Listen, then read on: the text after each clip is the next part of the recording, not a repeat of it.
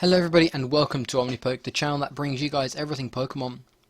I'm Jack and today I'm here with another World's deck analysis for you guys. This one is going to be on Night March Vespiquen, a deck that I imagine the analysis will be relatively short for all because I imagine you guys are very familiar with what the deck's all about. I think Night March Vespiquen is in a pretty good place going into Worlds. Vespiquen sort of covers all of, or a lot of the weaknesses that Night March has at the moment. Things like Jolteon and Toad, obviously countered by Ranger in the new set, but also countered really well by Vespiquen as well.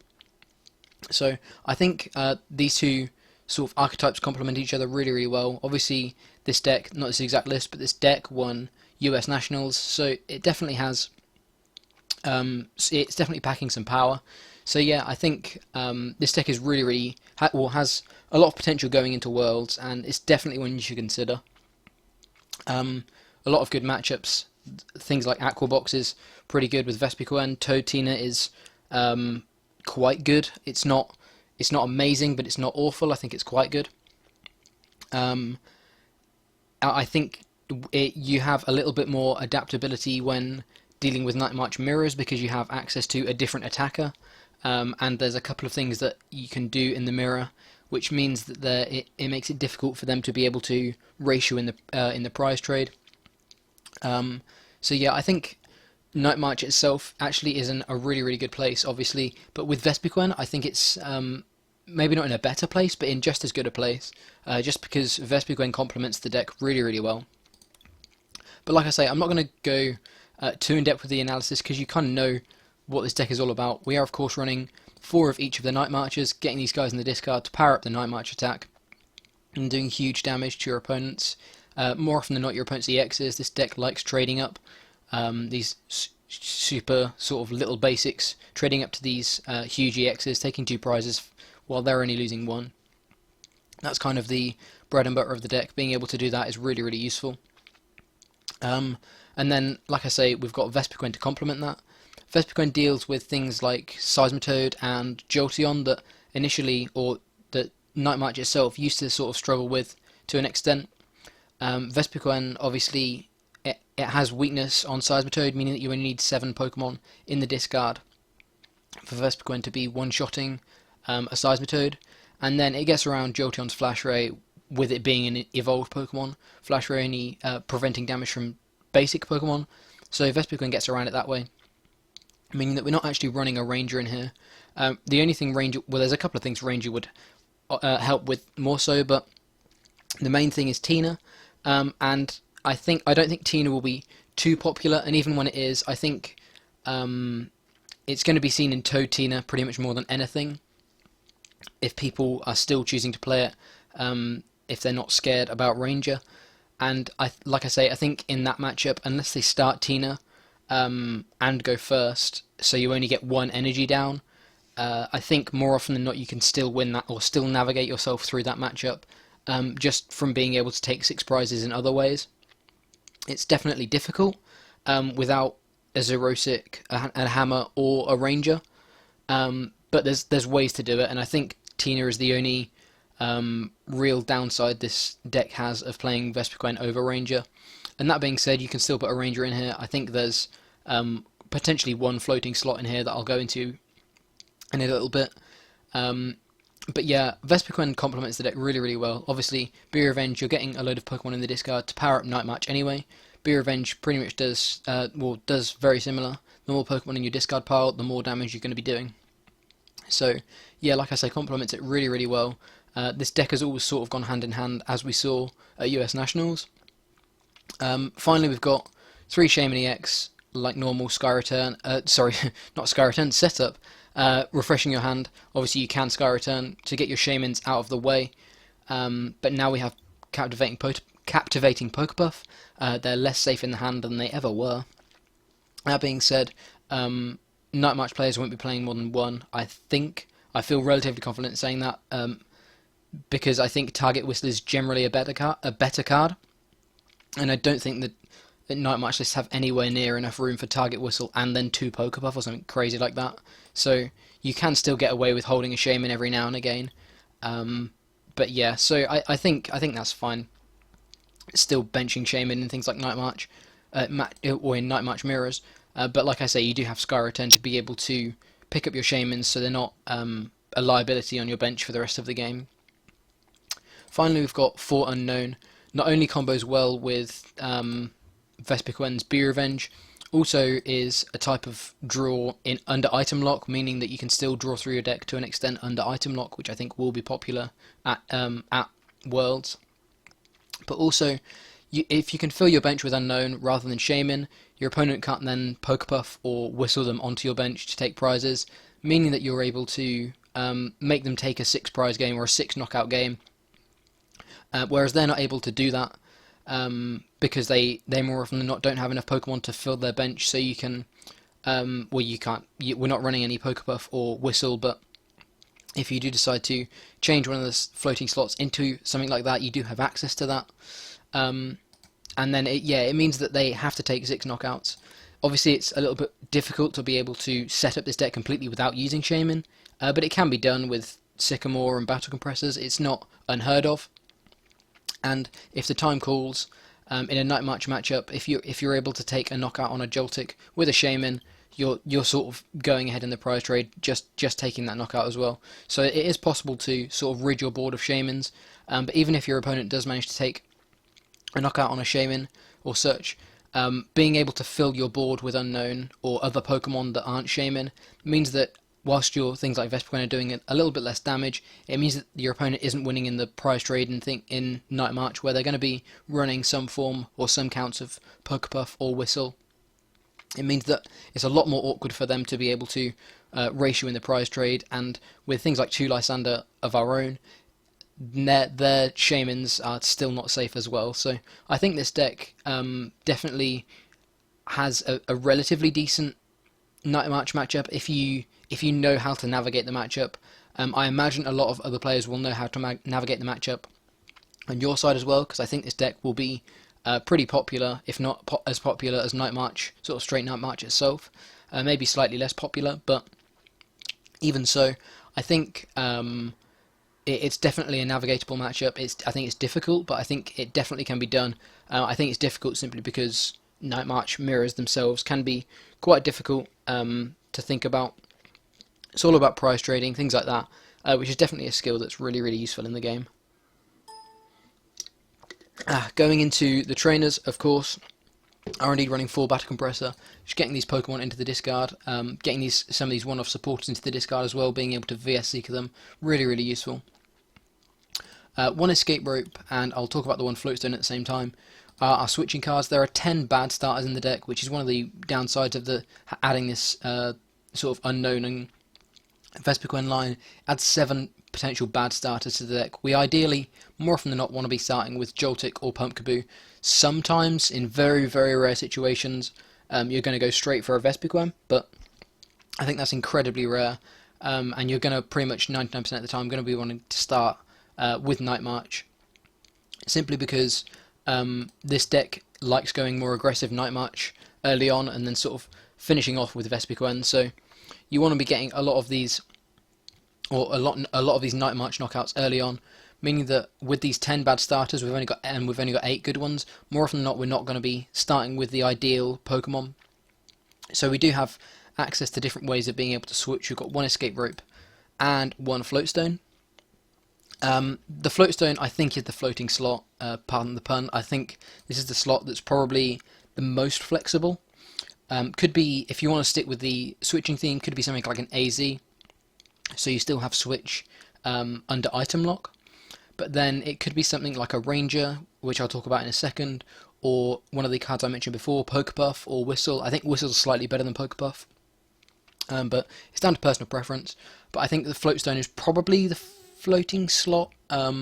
Could be justified that maybe something else is, but I think this is how I would play the deck if I was playing it. But I could see why people would justify something like a Ranger over a Floatstone, because Ranger then gets around the awkward Giratina plays that sometimes you can have in rare scenarios. So I can kind of understand if people would rather play something like that over a Floatstone. Moving on, we've got 4 Puzzle of Time. Obviously, Puzzle is really, really strong in the deck, being able to get your DCEs back. We do have Special Charge now, but we're not running it. I think Puzzle of Time is inherently stronger, and obviously the deck has a lot less space because of Vespiquen. So you don't have. I think Special Charge is kind of a luxury card compared to Puzzle of Time. Me and Joe, fun fact, tried to build Night March without Puzzle of Time to see what it was like. I think we spent about a day on it between us, and we just did not like it at all. Puzzle of Time is just really, really good. So yeah, definitely useful, and so much more adaptable than like one Special Charge. Of course, if you took out the 4 Puzzle of Time and you've got the 1 Special Charge, means that you've of course got 3 extra slots. But those 3 extra slots, I think, actually are still less versatile than being able to look for 2 cards from your discard and putting them straight into your hand. So obviously Puzzle Time, really, really useful, and definitely one of the best cards in the deck. Megaphone, a huge thing is being able to get rid of Fury Belts, meaning that you can get so much, or you can get knockouts so much easier, especially Fury Belted EXs. A Fury Belted Toad can still prove an issue, but being able to use the Megaphone to lower them back down to 180 HP, but especially if they go turn 1 and don't manage to sort of attack with the Toad using Quaking Punch, means that you can still get rid of their tools. Obviously, pretty much anything with a Fury Belt is going to be more difficult to knock out as well. So being able to, I think Fury Belt is probably one of the main reasons we're running Megaphone, simply because it just helps. It means that that's 2 more Night Marches that you need to be able to knock out a Pokemon. So definitely useful to have access to one. And also just general utility. Anything that has a tool on that you don't particularly want to have a tool on, having the access to a Megaphone is always going to be useful, even in matchups where Fury Belt isn't being played. Things like Float Stones and Muscle Bands that are still doing that annoying extra damage to you, you can get rid of them. So yeah, I think Megaphone's really, really useful. Town Map has been a staple in the deck for quite a while now, just being able to see where you're taking your prizes. You know the gist, being able to choose your prizes to continue going through the deck, or going through your opponent and sort of taking 6 prizes in 3 turns, more often than not, hopefully. Really, really useful. Ultra Ball, discarding 2 Pokemon for either Night March or Vespiquen, and lowering the hand size for Shaymin, just makes sense with Ultra Ball, really. And then for VS Seeker, again, few one-off supporters, few supporters that we don't mind compressoring early, excuse me. Sorry about that. Okay, sorry about that, guys. The recording slightly cut out there, but I was just going to go on to VS Seeker. VS Seeker, obviously, we've got a couple of one-off supporters and some supporters that we're going to be using later on in the game rather than turn 1. Things like Lysandre. We don't want to see this turn 1 more often than not. We want to be looking for a Sycamore or a Hex or something like that. So being able to just throw these cards into the ditch with Compressor, getting them back later with VS Seeker, really, really useful. So yeah, obviously for VS Seeker, just to be able to do that. On to the supporters, 1 Hex, just being able to hex through things, like some of these annoying locks and things like, I think Trev is definitely a real issue for the deck, even with Vespiquen. So having access to your items under Trev lock is obviously always really, really nice. Similarly, Lysandre can help with that. Obviously, Lysandre also helps with being able to pick off Shaymins. This deck, like I say, is all about trading up. You've got all these non-EX attackers that you want to be trading into EXs, and Shaymin is definitely a target for that. So having access to a second Lysandre is super, super useful, meaning that you're never, even if you've prized one and can't find your town map or whatever, you are pretty much always going to have access to a Lysandre to be able to close out the game really quickly. This deck, like I say, I know I keep repeating it, but it's all about trading up where you can, and being able to trade into Shaymins just sort of really, really secures you the game, really, really helps with that prize trade, and helps you sort of shoot ahead in the matchup when your opponent's only ever going to be taking one, well, more often than not going to be taking 1 prize, especially if they can't get access to your Shaymins. 1N, hand refresh is always really, really good. And yeah, I think having hand refresh is always super useful, especially if both you and your opponent are in a position where you're at a low prize count. I think this deck, with things like Unown, it doesn't mind ending itself to a low hand, simply because you still have draw with Unown later on in the game, especially if you don't use your Unowns too early. I think if you don't need to use your Unown, I think the more often than not they're better staying on the bench. Obviously they are kind of Lysandre targets, but there's definitely worse things for your opponent to Lysandre. Things like Shaymin means they're taking an extra prize, whereas Unown, maybe they're going to Lysandre stall you for it, things like that. But like I say, with the floatstone and the escape rope, we do have outs.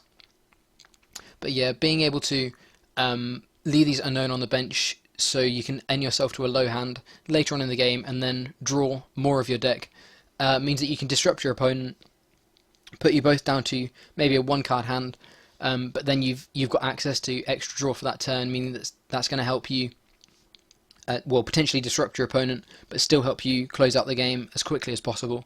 So I think N is really, really nice in combination with these Unowns.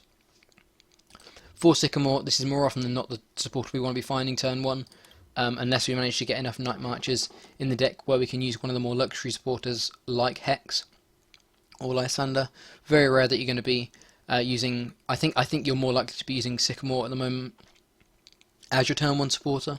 But if you are able to get enough momentum without using a supporter, we do have access to these luxury supporters, especially through the Battle Compressor Vespiquen combo as well.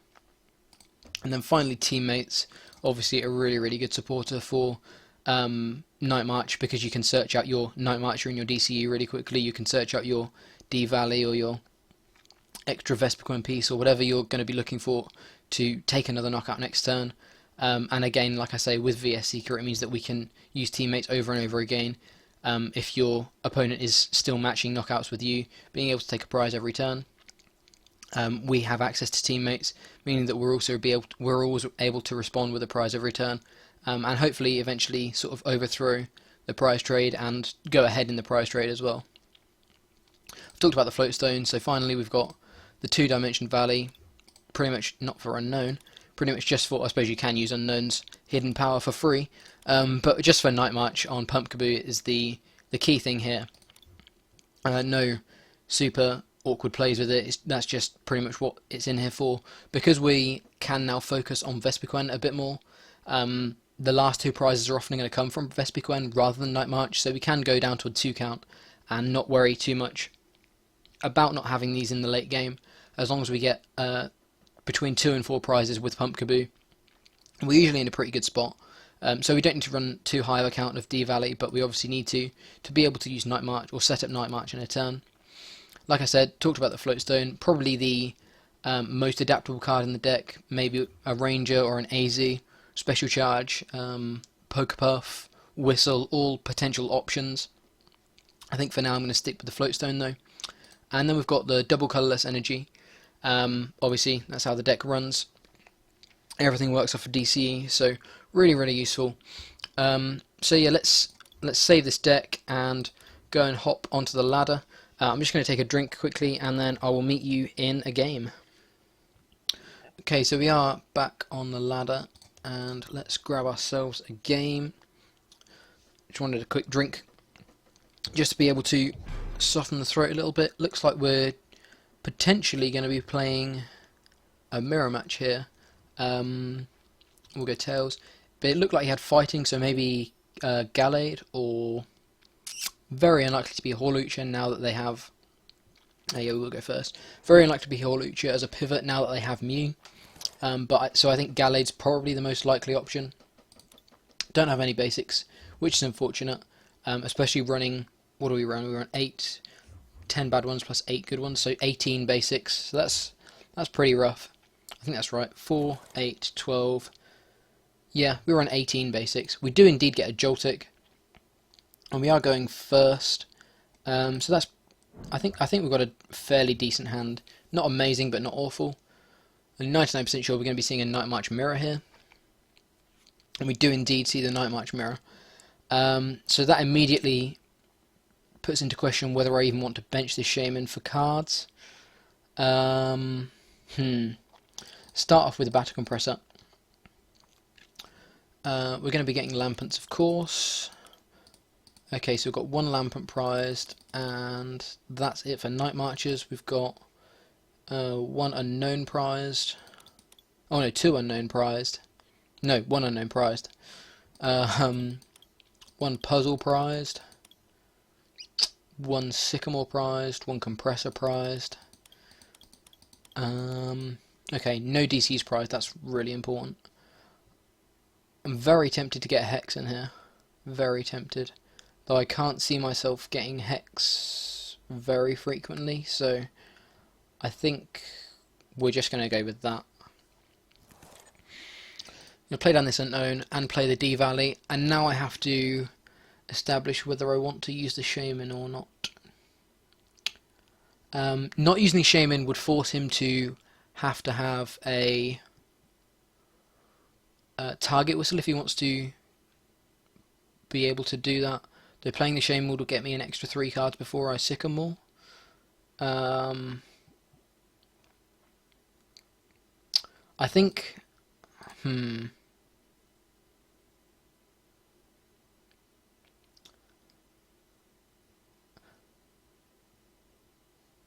I think we're in a pretty good place at the moment. We don't need too many Pokemon in the discard, too many Night Marchers in the discard, so we don't actually need all that much. We have the energy for next turn. We have a Pumpkaboo as well. We have a Floatstone that I'm going to hold, just in case he tries to Lysandre up this Unown for any reason, if maybe he isn't able to get himself an energy and tries to Lysandre stall us, so I'm going to hold the Floatstone for now. I think it's very likely that we're going to be seeing this Joltik go down. Do have the Ultra Ball for next turn to potentially go for a Sky Return knockout as well. Unfortunately, our Megaphone has gone. It's always useful to remember that, which means that we're probably going to have to be using Vespiquen rather than Shaymin to knock out, or Night Marcher rather than Shaymin to knock out any Pokemon that we, or any Night Marcher that we find. Sorry, but I think I'm just going to end the turn there. I could carry on and go for Shaymins, but I think Shaymin is usually the route that leads you to losing this game. So we're just going to hold our hand for now. I think we've got a pretty good hand anyway. There's no, well, I'm not going to say there's no way we're going to be item locked, but I'm 99.9% sure we're going to have access to items next turn, so there's no reason to go aggressive with the items yet, I don't think. I think he got 3 Lampent there, yeah, that makes sense. Running Acrobikes, okay. And Xerosic. Goes to the town map, and he's got 1 Lampent, 1 Joltik, 2 Trainers Mail, a Shaymin, and an Ultra Ball. Okay. Does indeed get the DCE. And yeah, it does play Gallade, I thought so. Okay. Going for the Ultra Ball. If he goes for the... Okay, so he's established that he also shouldn't be going for the Shaymin players, I imagine. I wonder whether I should have tried to protect this Joltik instead of going for and let him take the Pumpkaboo. But we have the D-Valley, so I don't think it matters too much. So we're going to go with Pumpkaboo. We have puzzles, which is great. Which means we do have access to Megaphone again, though we don't really need it, I don't think. I'm going to Ultra Ball here. Oh, I'd love to keep this N. I'd love to keep this N. But we have puzzles, so I think I can... Actually, do I get rid of the Floatstone here?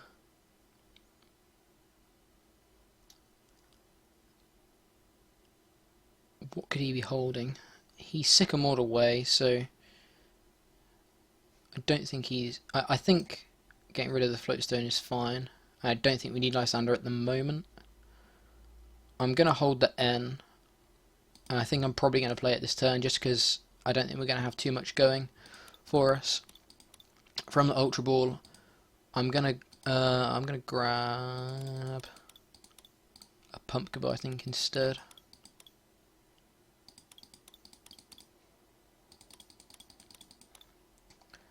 could start setting up a Combee. I don't know how many Pokemon we've got in the discard. 1, 2, 3, 4, 5, 6. Have enough Pokemon in the discard.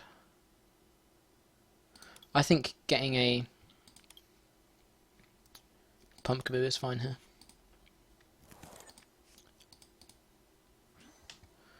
What do we want from this puzzle? Do we want anything yet? I don't think we want anything yet.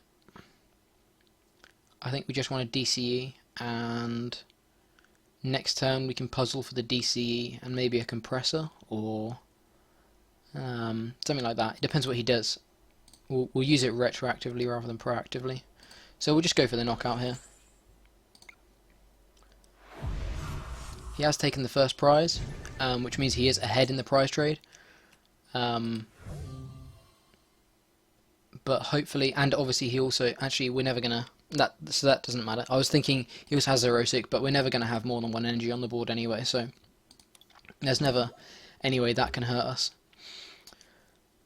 Puzzling for, okay, he goes for the teammates, so we are going to be seeing a second DCE here.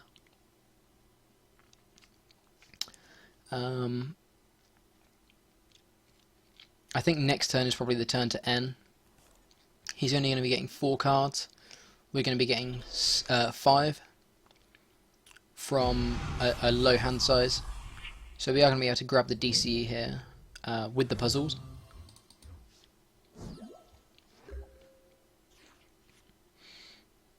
Do get a third puzzle, but I don't think that's too important.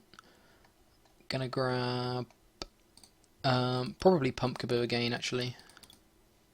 Actually, we could grab the Shaymin. Let's grab the Shaymin and the DCE, and then we can shuffle the Shaymin back into our deck with N, meaning that he won't be able to pick it up with Target Whistle. So let's go for the N. He's only been getting 4 cards, which means we're lowering his hand size by 1. We do get 2 Combee as well. I'm going to bench both of these Combee. It's going to be very rare that we're going to need. How many have we got? 1, 2, 3, 4, 5, 6. So we're doing 80 damage at the moment. So I think I can bench both of these Combee without too much of an issue. Let me just check what's in the. I think I know the majority of what's in the prizes, but probably going to take Sycamore here. I think I can bench both of these Combee. And let's just go for Night March. So like I say, he has taken the first prize, meaning that he is ahead in the prize trade, but as long as we can sort of avoid him getting any Shaymins, and then also avoid him or stop him for a turn being able to get a DCE, we hopefully will be able to sort of deal with anything or anything that he plans on doing. It goes to the Hex. Oh, sorry. We should hopefully be able to overcome the prize trade in that way. The Night March matchup always or the Night March mirror always makes me. It's the mirror I think I misplay the most in. I don't know whether it's because I naturally think it's a bit more of a. Okay. Oh, I suppose he was going to discard them anyway. So, yeah, I feel it's a matchup I misplay the most in. So I don't know whether that makes me more nervous. But yeah, plays Marowak as well. Interesting. Perhaps means he doesn't have Ranger. Not that that affects us really. But interesting that he does indeed run Marowak.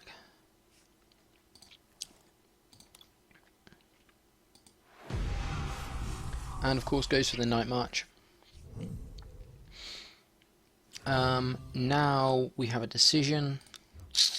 Gonna have to go for the Combee because there's no reason to go for the Unown, but I'm just hoping that we're able to get ourselves into a position where we can get a Vespiquen. Do I want to use this Unown? There's no reason to Lysandre. There's no Lysandre targets particularly that we want here. Same with Rope. We want to get rid of this energy, so Rope is useless. So I think I'm just going to go for the Sycamore and then use the Unown if we don't get the Vespiquen after that. We don't get the Vespiquen, but we do get an Ultra Ball. Unfortunately, we have to Shaymin, which is sad, which means he may have access to Target Whistle, though if we can get something here instead. Hex. How useful is Hex? I don't think Hex is all that useful here. I think we're better off going for... Hex could still be useful next turn.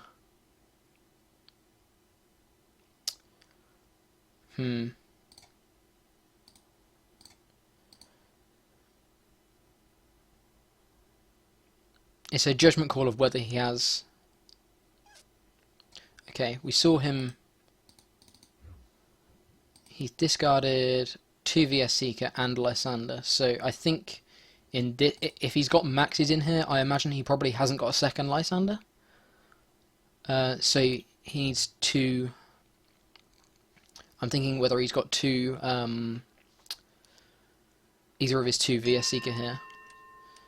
I think I can get rid of Hex and probably the other Combee. I don't think Combee is going to be useful. And we will grab Vespiquen.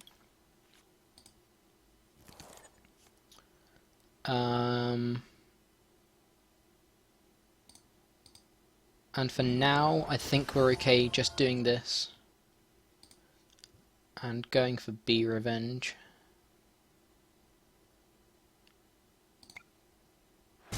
See, I feel like this is the matchup I've misplayed the most. I feel like there was perhaps a different route I could have taken there, for something more successful. Because I feel this is a relatively weak board state at the moment. But what do I want here? Compressor would be cool, but it's kind of useless. Unown or Puzzle, really? I think I want Puzzle. Because if worse comes to the worst, I don't mind benching a Shaymin. I don't think. I think if I need to, I will.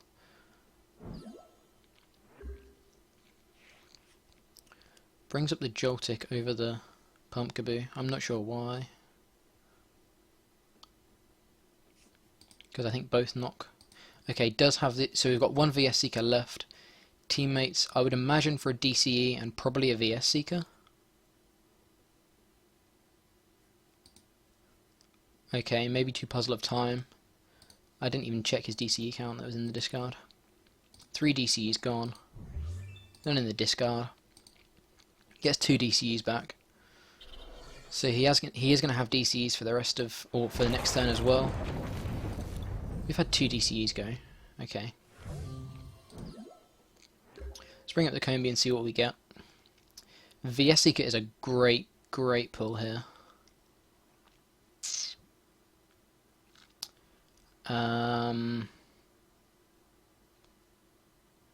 Takes him down to 2 cards, only brings us up to 3, but we do have access to Shaymin this turn, and I think we're going to have to do that. So I think I will be getting the end with this. For now, I'm going to Ultra Ball 1 Shaymin, 2 Shaymin, I think. If one's going in, it doesn't matter that the second's going in. So I'm going to grab a Vespiquen. So now all we need to hit is the DC or the Puzzle with this Shaymin, and if we don't hit either of those, we can then VS Seeker. I think N is still better than the. We didn't get it. That's unfortunate. Okay, let's Compressor at least once to get rid of anything that we don't need. I think 1 Sycamore can go. I think D Valley can go. Oh, teammates. Okay, I didn't even think of being able to get teammates. So now I can VS Seeker the team. Oh, because I still want to N him. I think we still have to go for the N here. So we could teammates, grab the DCE, and knock him out. But the problem we've then got is Shaymin is he just wins if he has a Lysandre or a VS Seeker, and he does indeed run or have 1 more VS Seeker, I believe. So it's whether he got it off of teammates. Okay, let's just go with that. Let's take the risk. VS Seeker, grabbing teammates. I think we've got to take the risk. we're in a losing position here, so I think we have to take... It's a position where we have to take more of a risk anyway. Could we get a puzzle of... Okay, okay. So what we could do, we could actually get a second puzzle of time and a DCE. With the puzzle of time, we could get the Megaphone. We could then use the DCE on the Shaymin to pick the Shaymin up. Okay, I think that's actually the play we want to go for. So with this, we're going to get the puzzle of time and a DCE. We're going to attach the DC to Shaymin. Puzzle of time nearly went for 1. That would have been awful. Puzzle of time to grab us.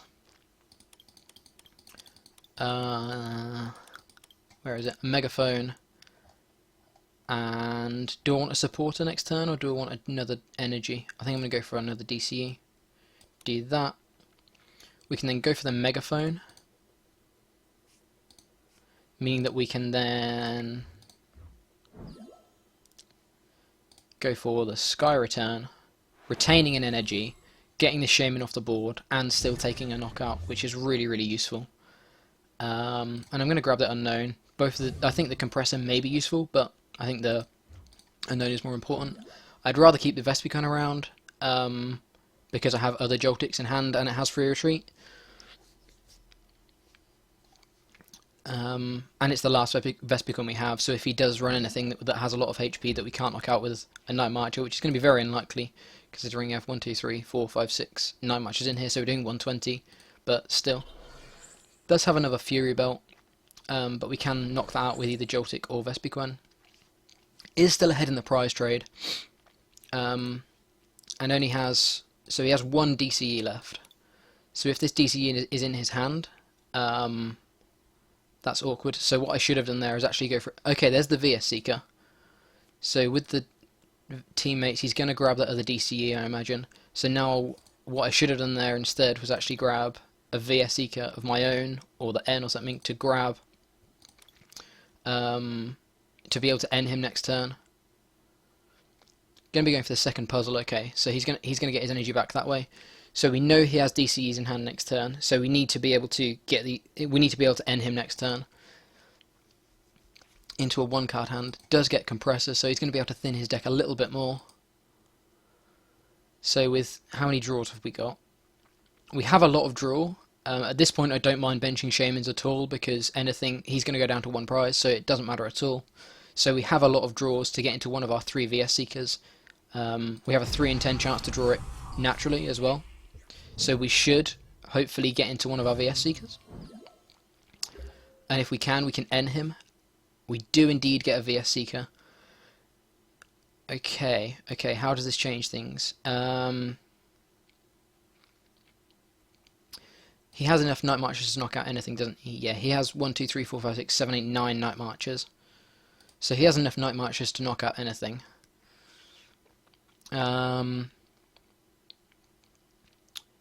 So we can indeed bench this Joltik. Attach the energy. Gonna go for Compressor just to thin the deck as much as possible. I think these Pumpkaboo are now pretty much dead. Ultra Ball's a pretty dead card as well, I think. No, Sycamore's probably even more dead, because when we end ourselves, we're going to go to 1, 2, 3, 4, 5, 6, 7, 8, 9, 10, 11. So we've got 11 cards. We're going to end ourselves. So we would still technically be able to Sycamore, but we have 2 VS Seekers instead. Okay, I think that. I think we leave the Sycamore in. I don't want to bench this Unown because I did anyway. That's fine. We can, after we've end ourselves, we can use that as a draw instead. I didn't want to bench the Unown, but I did anyway. Oh well. We can grab the N. It's actually probably fine to do so because we can now use the Unown after N. So he goes back down to 1 card. I think we use this N now. This Unown now. And we get a DCE. He says GG, so maybe he has the energy, but we will we will see what he can do. If he has the energy, then it is indeed GG. I don't know whether it was optimal playing on my part, but if he got the one energy, that will be, well, no, he had a couple actually. He had one, so he's actually got three in there. Okay, so odds are he's probably going to find an energy here with an Acrobite. Yeah, he took that pretty quickly. Well played. Oh, that was a really close one. Oh, he had a Shaymin as well. Okay. So odds were he was going to be able to take that last prize. Well, yeah, either way he was going to be able to take that last prize. That was a close game. And I'm going to admit, I don't think I played that perfectly. I think there's probably a lot of decisions that I could have made differently there. But I'm more than willing to. I think it's good to show how close that was against the best deck in the format. It can, like I say, it can definitely still hold its own against Night March, even without things like Pokepuff and Whistle that other Night March players have. So yeah, I think it's still definitely a useful experiment to show losses as well as wins, especially against decks like Night March. But yeah, thank you very much for watching. There's I think there's one more Worlds deck analysis coming over the next couple of days, and then we're pretty much at Worlds. So we've got this, which will be uploaded tonight, at the night of recording, and then one more planned for the next couple of days, and then we'll be jumping straight into rotation stuff. So definitely stay tuned for that. Really exciting time. Got a lot of plans for the channel, and yeah, really looking forward to sharing all of our ideas with you. But yeah, thank you very much for watching. I've been Jack from Omnipoke, as always, and look forward to seeing you in another video. And of course, best of luck at Worlds if you're competing. Let us know how you do, what you use, what your matchups are, things like that. We want to hear it all. But like I say, yeah, thank you very much for watching, and I look forward to seeing you all in another video.